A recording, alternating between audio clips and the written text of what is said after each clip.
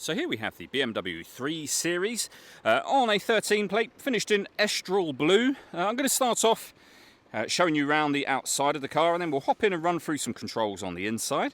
From the outside you can see that it's a 4-door car with alloy wheels.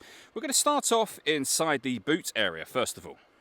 As we approach the back of the car you can see we have reversing sensors, plenty of boot space available in there as well.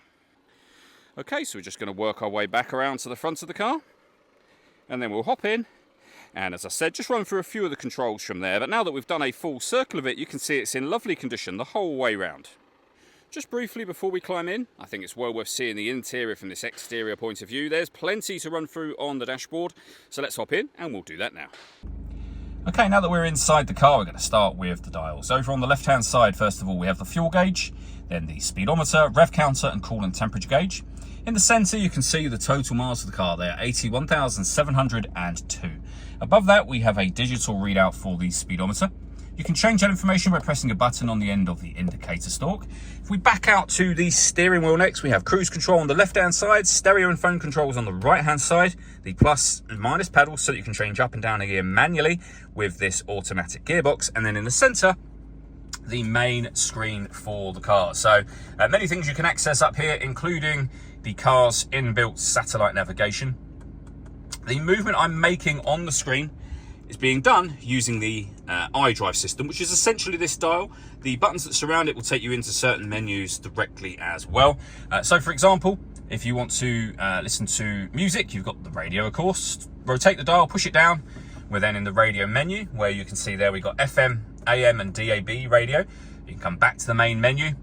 If you want to listen to your own music, you can do so under the multimedia heading, where we have USB and auxiliary inputs available as well. And you can pair your phone under the telephone heading. This vehicle has also got a professionally fitted retro Apple CarPlay and Android Auto system available as well. So you can connect up your phone and use any of the Android Auto or Apple CarPlay features. Working our way down, we have deadlock, so you can lock and unlock the car doors from the outside. The main volume for the stereo, we have our CD player just there. Dual zone climate control, so you can adjust the passenger and driver temperature. You can increase and decrease the fan speed. You can determine what direction you'd like the air to be distributed in for driver and passenger. When you're happy with those settings, your air conditioning is on at the moment. So that's off, back on again, or hit auto.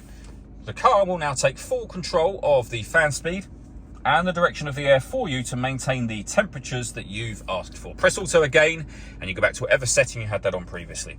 We have some storage, a 12-volt charging socket.